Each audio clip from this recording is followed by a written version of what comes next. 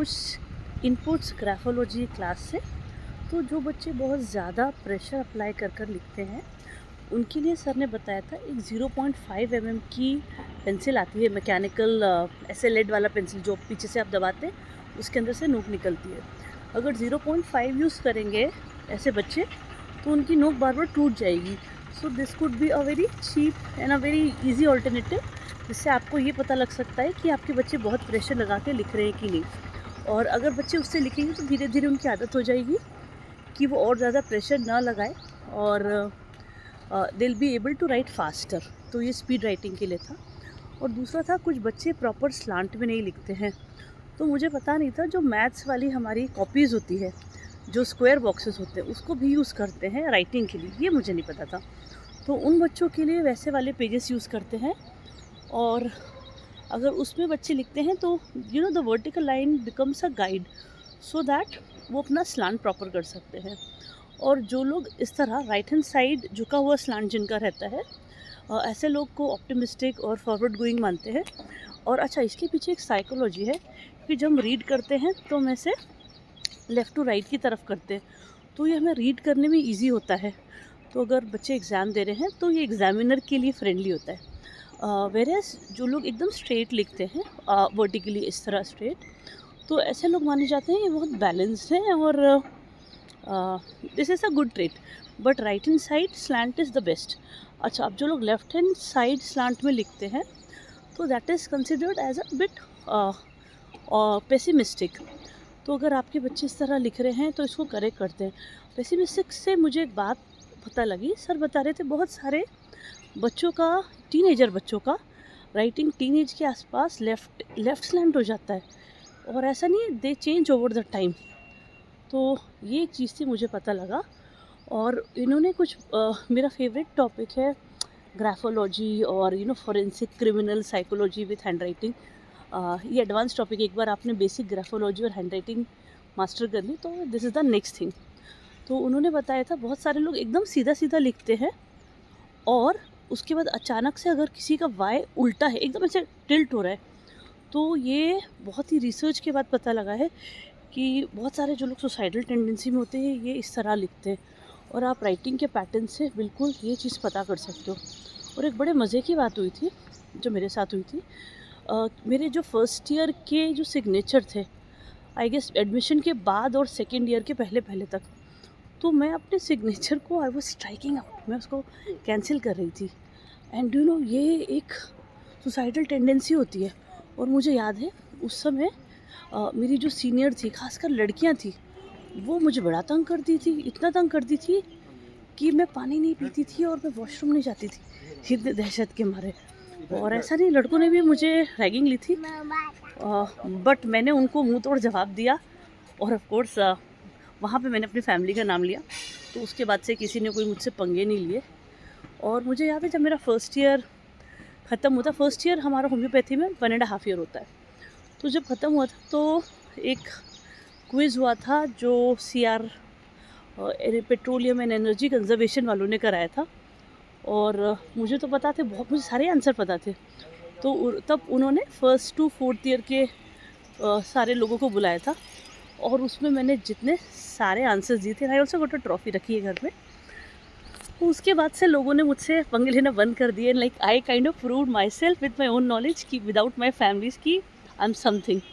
तो उसके बाद से लोगों ने मुझे तंग करना बंद किया। बट हाँ, तब मैं अपने सिग्नेचर स्ट्राइक आउट कर रही थी, which is a suicidal tendency, और विच इज़ ट्रू, क्योंकि मुझे इससे पहले लाइफ में किसी ने तंग ही नहीं किया था। I had a very beautiful and protected childhood. Mom मेरे स्कूल में टीचर थे and I was well protected. टीचरों के बच्चों से दे आर स्वीट एंड उनसे कोई पंगे भी नहीं लेता है। और तो ये चीज़ थी and I have seen that. और एक जो वाई वाला बताया, ये बहुत भयंकर सुसाइडल टेंडेंसी होती है, और ये सच है। मतलब उसके बाद मुझे विश्वास हो कि ऐसा कुछ होता है। हम बहुत ही प्यारी जगह पहुंच गए यहाँ पर। अच्छा, आपको और चीज़ बताती हूँ। स्लांट के बारे में मैंने बात की, स्पेसिंग के बारे में। अरे मेरा एक फ्रेंड है यहाँ पे, उसको बताती हूँ मैं। मेरा टकलू फ्रेंड है, क्यूट सा। Oh, he's sitting in cycle.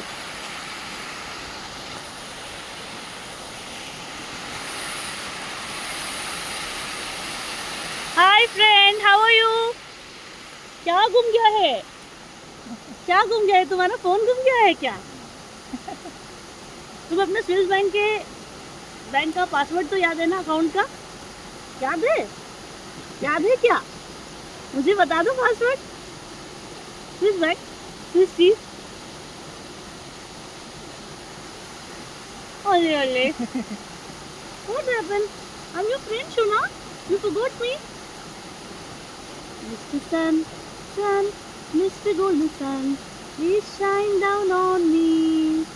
Shine down on me. Shine, shine, shine. Shine down on me. Shine, shine, shine. Oh, Mr. Sun, Mr. Sun, Mr. Golden Sun. नींद आ रही है।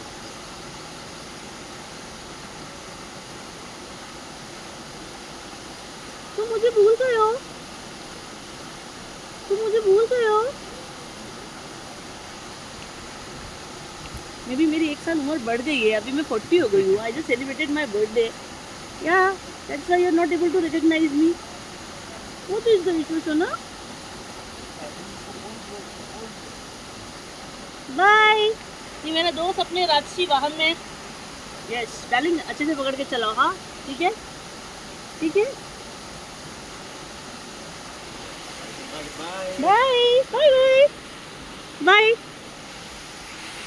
तो देखो मेरा दोस्त भी गाड़ी चलाता है, he at least drives a tricycle.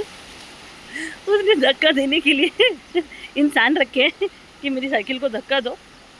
और ऐसा नहीं, मुझे भी कार चलाना आता है, लेकिन मैंने कार चलाने के लिए बाजू में कुछ इंसान पाल रखे हैं। जब तक वो होते नहीं तब तक मैं कार चलाती नहीं हूँ, मुझे डर लगता है।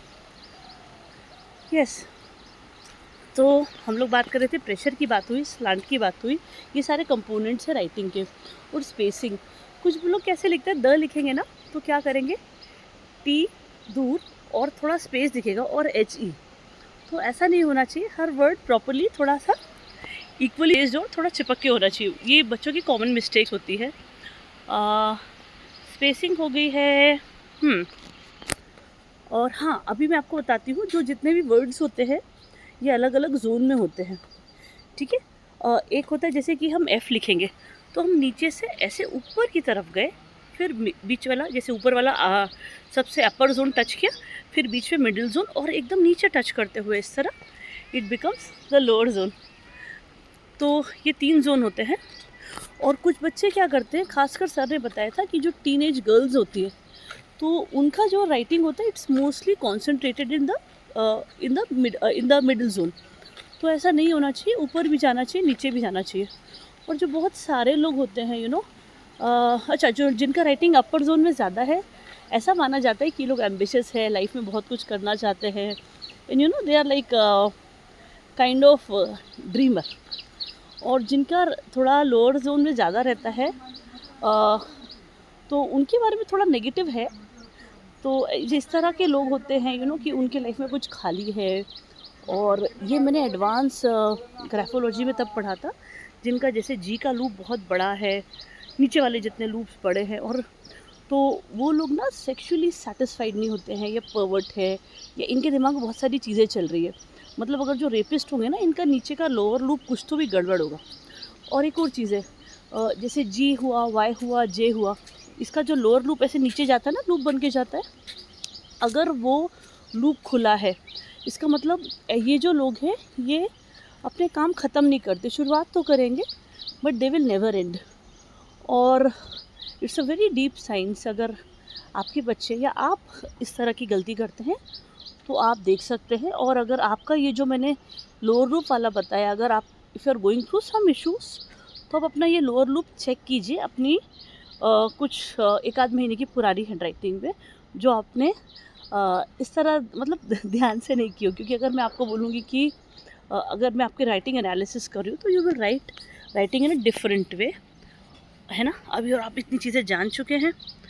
तो ये एक चीज़ है, स्पेसिंग हुआ, 5 कंपोनेंट्स होते हैं। I think I have covered almost everything.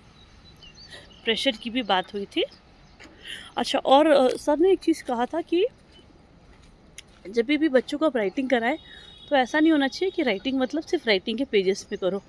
अगर आप ऐसे करते हैं तो पता है क्या होता है कि बच्चों की राइटिंग, जब वो राइटिंग बुक में कर रहे हो या अलग से कॉपी में कर रहे हो, तब तक तो अच्छी है।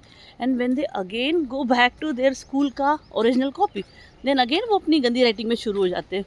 तो सर ये बहुत स्ट्रांगली इंसिस्ट किया था इंटीग्रेटिव, यानी कि अगर वो कर रहे हैं तो आपको अपनी जो उनको बच्चों को बोलो कि अपने सोशल साइंस कुछ भी इस तरह का इंग्लिश वो आप ले आओ कॉपी या बुक, वही राइट करेंगे, सो दैट बच्चों के दिमाग में एक चीज़ प्रॉपरली चली जाए कि writing and studies are one, they are not two different thing.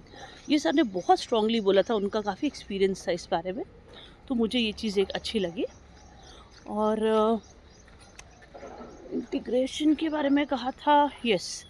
और सर यही बोल रहे थे कि अगर जैसे कुछ बच्चों, अच्छा कुछ बच्चे क्या करते हैं कि जो अपर लूप है, अपर लूप एक्चुअली डबल होना चाहिए एज अ साइज़ ऑफ जो मिडिल लूप के साथ, तो बल्कि I do not agree with that. जिनका बहुत ज़्यादा लंबा या नीचे तक इस तरह जा रहा है, I don't think that's a good hand writing. और ये साइकोलॉजी के बारे में कुछ बहुत अच्छी चीज़ें नहीं है। Always a balanced hand writing is best and highly recommended for kids. और जो बच्चे, अब जैसे मेरा बेटा जाएगा, अब उसको पेन से लिखना स्टार्ट करना पड़ेगा, तो इनिशियली जब वो स्टार्ट कर रहे हैं तो ग्रिपर पेन से बच्चों को पकड़ने बोले। इससे क्या होगा कि उनको थोड़ा सा प्रेशर भी रिलीव रहेगा ऐसे पकड़ने का, और साथ में ग्रिपर पेन के बच्चों को ये भी पता होगा पकड़ना कैसे है। क्योंकि सर बोल रहे थे जिस तरह पेंसिल होती है, कुछ बच्चे बहुत आगे पकड़ते हैं। आई गोट अ स्टिक हियर, मैं आपको समझाती हूँ। जैसे मान लीजिए पेंसिल है, तो कुछ बच्चे बहुत आगे पकड़ते हैं, ये भी नहीं पकड़ना और बहुत पीछे भी नहीं पकड़ना, इससे राइटिंग उससे थोड़ी सी लूज़ हो जाएगी, इतनी सुंदर नहीं रहेगी। तो एकदम राइट प्लेस पे पकड़ना है, तो वो ग्रिपर वुड हेल्प। और अगर आपके बच्चे स्कूल में छोटे मतलब पेंसिल से लिख रहे हैं, तभी भी आप एक पेन का जो ग्रिपर, एक रबर होता है, वो वहाँ पे लगा दीजिए, तो इट वुड बच्चों की धीरे धीरे हैंड राइटिंग ठीक हो जाएगी। सर बता रहे थे कुछ बच्चे इतने स्वीट है ना कि वो भले ग्रिपर पेन है, वो ग्रिपर के भी और नीचे वो जो प्लास्टिक है वहाँ पे पकड़ते हैं। और जो अगर छोटे बच्चे हैं, तो ये मैं पर्सनली आपको अपने एक्सपीरियंस से बता रही हूँ, तो एक ट्रायंगल ग्रिप पेंसिल है, अप्सरा की है, बहुत सारी कंपनीज़ की आती है, अप्सरा इज़ वेरी गुड। तो वो अगर उससे पकड़ेंगे तो उनकी ग्रिपिंग करेक्ट होगी। और सर ने एक चीज़ कहा था कि फिंगर राइटिंग और एक होता है ये, तो बेसिकली जैसे लिख रहे हैं तो ये उन्होंने बताया कि कुछ लोग सिर्फ ऐसा फिंगर हिला के लिखते हैं, तो इससे फिंगर पे ज़्यादा प्रेशर पड़ता है, और जब ज़्यादा लिखेंगे बड़ी क्लास में तो बच्चे थक जाते हैं और उतना कर नहीं पाते। और उन्होंने कहा था एक्चुअली मूवमेंट ये होना चाहिए कि शोल्डर से हो, बट ऑनेस्टली अगर आप मुझसे बोलो तो आई डू नॉट अग्री। क्योंकि अगर हम शोल्डर से मूव करेंगे और तो मेरा एल्बो भी है, तो इतना मूव करना इस लाइक यहाँ पे भी it would be too much of pressure, और आप ज़्यादा थक जाओगे। मेरे हिसाब से कि ये रिस्ट मूवमेंट अच्छा होना चाहिए एंड थोड़ा finger movement, this is what I feel. और ये मेरा सर से डिफरेंट एक ओपिनियन है, क्योंकि प्रैक्टिकली तो यही, और ऑफकोर्स ये हाथ तो थक जाएगा, मतलब मेडिकल क्लासेस में तो इतना लिखते हैं, हम ऐसे लिखेंगे तो पागल ही हो जाएंगे, इट्स बहुत मुश्किल हो जाएगा।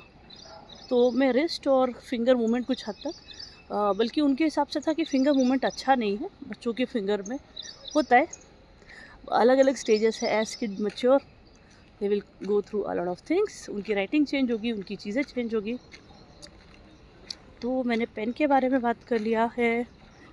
और वो सर ने एक और चीज़ बोली थी कि एग्ज़ाम से पहले बहुत बच्चे क्या करते हैं, एक दिन पहले नए पेन लेकर आएंगे, ये नहीं करना है, थोड़े जो यूज़ पेन है उसको यूज़ करना है।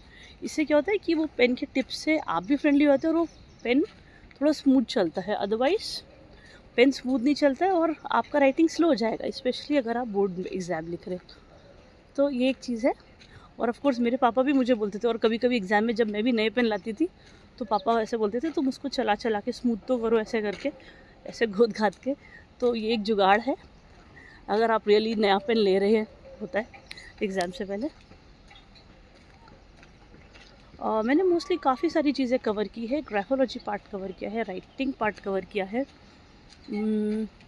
लूप्स के बारे में बात की मैंने, स्पेसिंग स्लैंट के बारे में बात की। हाँ, एक और चीज़ उन्होंने बताई थी एज अ टीचर्स के लिए, कि अगर बच्चे अगर कई बार हैंड राइटिंग अच्छी नहीं करते तो टीचर खासकर ओपन हाउस में बोलते हैं जैसे इम्प्रूव योर हैंड राइटिंग। तो उन्होंने बोला कि this is not the way it has to be told, it has to be done. आप बच्चों का एक-एक अल्फ़ाबेट पकड़ो या बच्चे का जो पैटर्न है, अब उसको एक बार